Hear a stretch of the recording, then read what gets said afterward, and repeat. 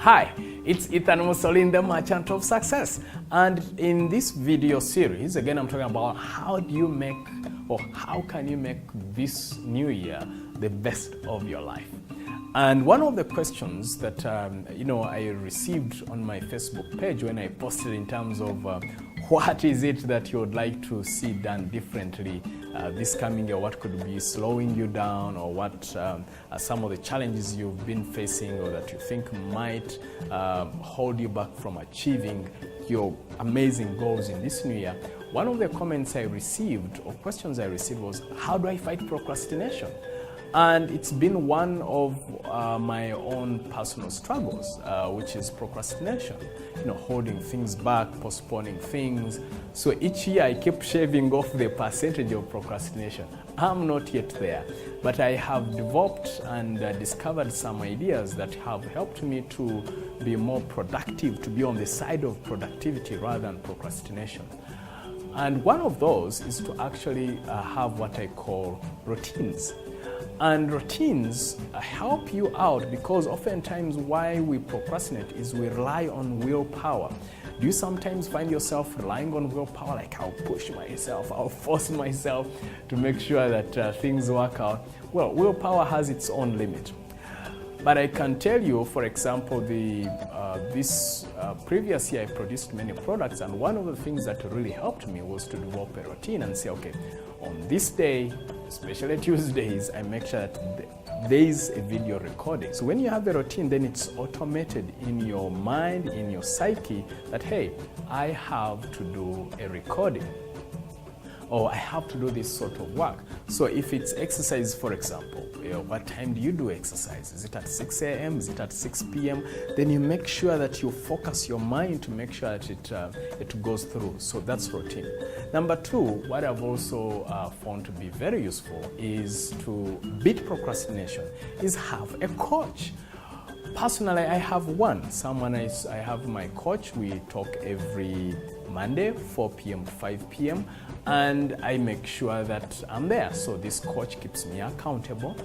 This coach makes sure that says, okay, you promised this, did you do this? Or you did this, did you, have you done this, or have you done that? So when you have a coach, then they push you, because then what you do is you promise them that, hey, I'll do this, then they'll keep you accountable. That way they will force you to make sure that you get these things done. And of course, you might find that you do not have a budget. So what if you don't have a budget for a coach? What I then recommend is you find there are two ways. One is find an accountability partner, someone that you believe will push you, hot buttons, so to speak, will make sure that things get done no matter what. And that once you promise them, they become like a pain in the neck, so to speak. So what you do is say, and to make it even better, you can say, hey, if I don't deliver on this promise, I'll pay you this amount of money. Find money which you feel you can afford, but which will also cause a bit of a pain and a pinch in your back if you don't deliver on that. So you make that happen, and when you do, then you find yourself being pushed, so to speak. When you know that you're going to lose a certain amount of money and you made this promise, it will push you.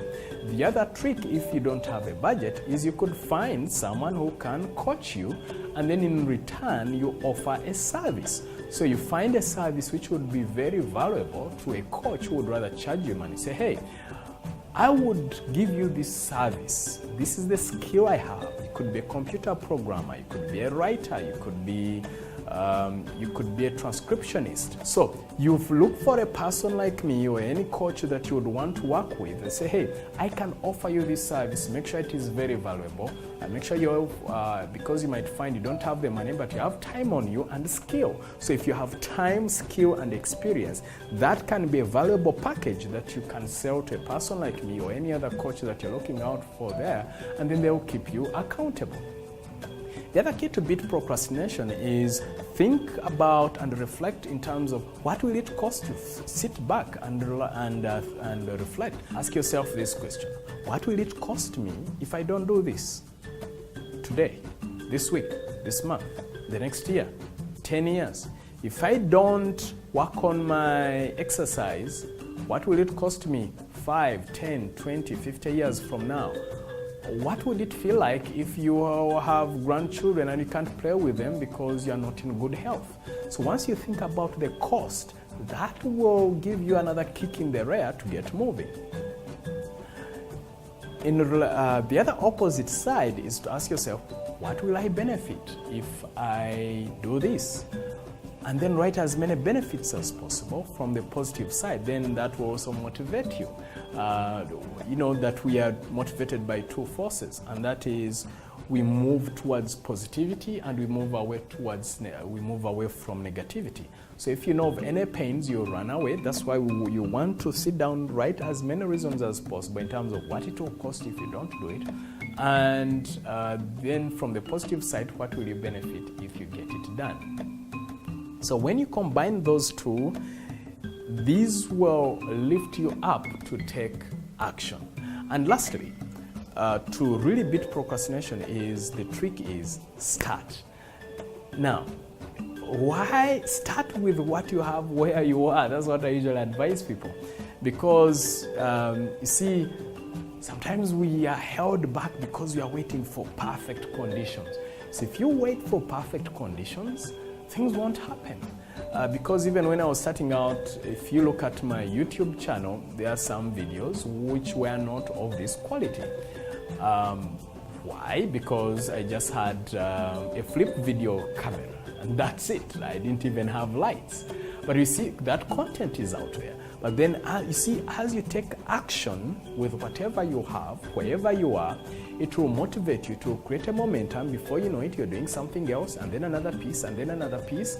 Well, here I am with some cameras and some lights with some good audio, hopefully. But if I was to wait for perfect conditions, then I would have stayed stationary and it wouldn't have shown me other possibilities and opportunities. But as I posted one YouTube video here and there, and then I noticed, I'm like, the quality is not good, I need to get something better. Then it pushed me, but at least I was in motion, I was moving.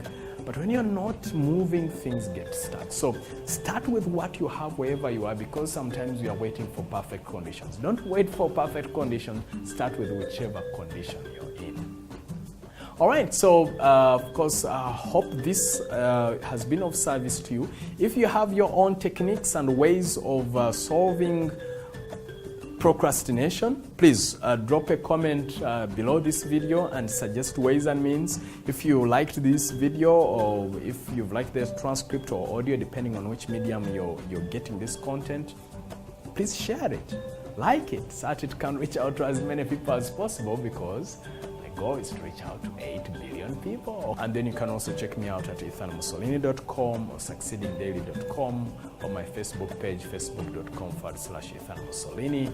And of course, if you need some coaching, if you need support from me and to coach, you can drop me an email, info@ethanmussolini.com. That is info@ethanmussolini.com, or you can call the number, it should be appearing on the screen, +256 772 936361, +256 772 936361. Because then, if I can be your coach and help you to propel you forward in your dreams. So make this year an amazing one, and of course, you have to beat procrastination and move to the other side of productivity. I'll see you.